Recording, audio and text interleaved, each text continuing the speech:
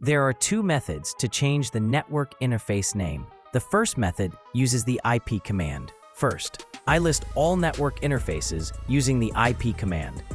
I want to change the network interface named ENP0S3 to the old name ETH0.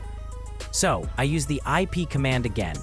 The link set tells the IP command that you want to change a property of a network interface.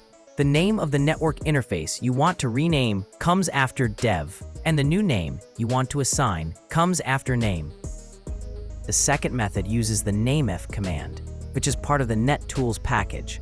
This package includes old commands like ifconfig, which are no longer installed by default on Linux distributions. Just like before, but this time I use the ifconfig command to list the network interfaces and copy the MAC address of the network card whose name I want to change. Then, with root privileges, I create a file named mactab in the etc directory.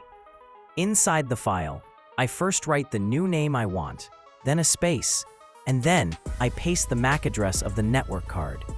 After that, I save the changes.